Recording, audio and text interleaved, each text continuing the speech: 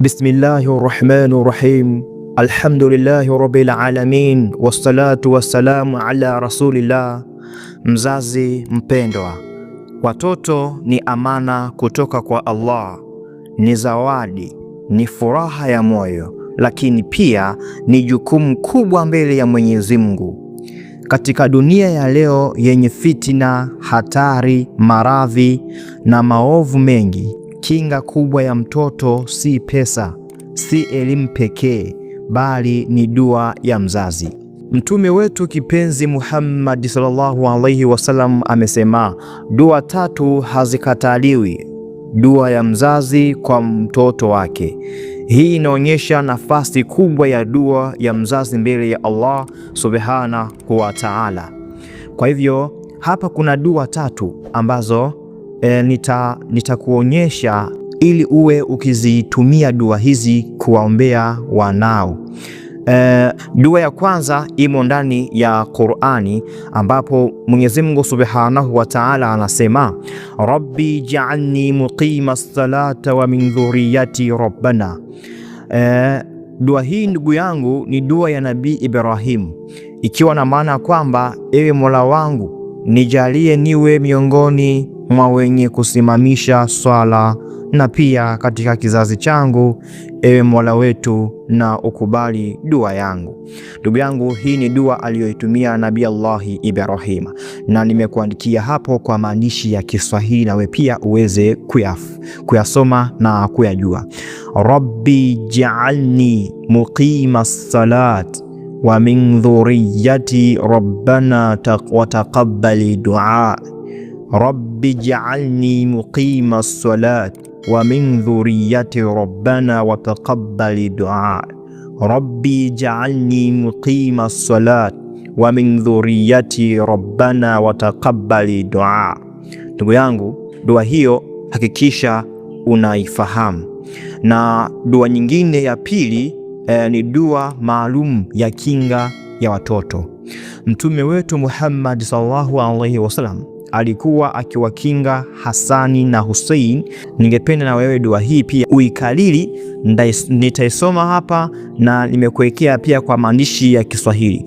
U'idhukuma bikalimati llah tammati min kulli shaytani wa hammati wa min kulli aini lamma.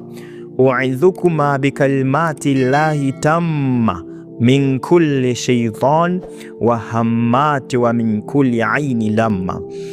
Manake, ninawaombea kinga kwa maneno kamili ya Allah dhidi ya kila shaytani, kila kiumbe mwenye madhara, na dhidi ya jicho baya. Mzazi, unaweza kusoma dua hii kila siku kwa watoto wako, asubuhi na jioni. Lakini dua nyingine ya tatu ni dua fupi ya kuwaomba watoto wema.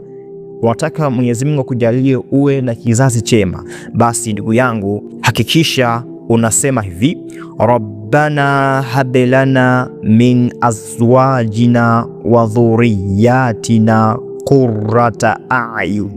Manake, ewe Mola wetu, tujalie wake zetu na watoto wetu wawe faraja ya macho yetu. Hii ni dua ya kuomba mtoto awe baraka, si chanzo cha maumivu. Kwa hivyo ndugu zanguni, wazazi, waombeeni watoto kabla hawajalala, waombeeni bila wao kujua. Usitamke maneno mabaya juu yao. Hata kama mtoto amekosea, muombee, usimlani. Kumbuka, dua ya mzazi inaweza kubadilisha mtoto hata kama ameanza kupotea.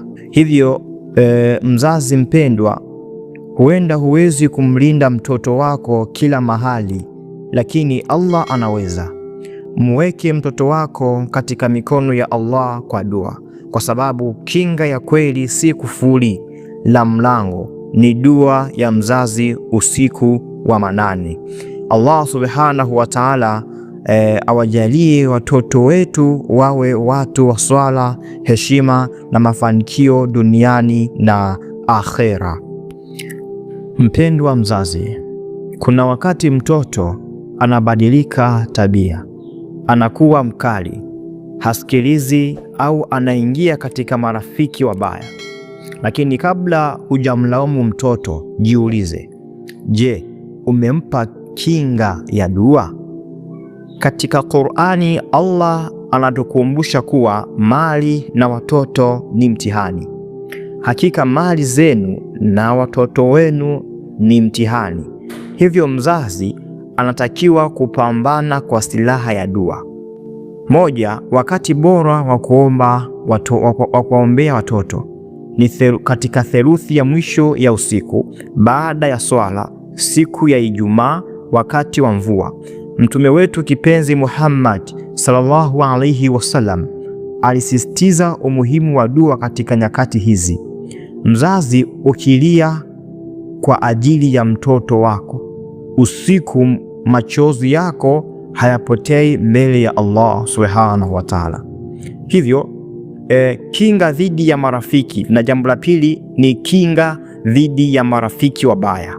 Soma dua hii mara kwa mara: Allahumma hfadhul auladi min rafaqai su'i wa min tariqi dalal.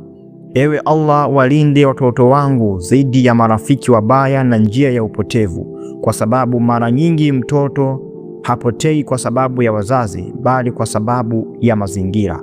Na jambo la tatu, ikiwa mtoto ameshaanza kupotea, usikate tamaa. Kumbuka mama wa Umar ibn Khattab radhiallahu anhu alikuwa kijana mkali kabla hajapata uongofu, lakini dua na rehema za Allah zilibadilisha kuwa mmoja wa watu wakubwa katika Uislamu. Hivyo hata kama mtoto wako yupo mbali leo, anaweza kuwa karibu na Allah kesho.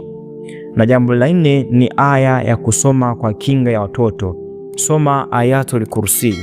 Aya hii inalinda dhidi ya shari nyingi. Imepatikana ndani ya Qur'ani na Mtume Muhammad SAW alitufundisha kuwa mwenye kuisoma usiku analindwa mpaka asubuhi. Ushauri muhimu kwa mzazi: kwa kuwa mfano bora. Mpendwa mzazi, mtoto anaiga zaidi kuliko kusikiliza.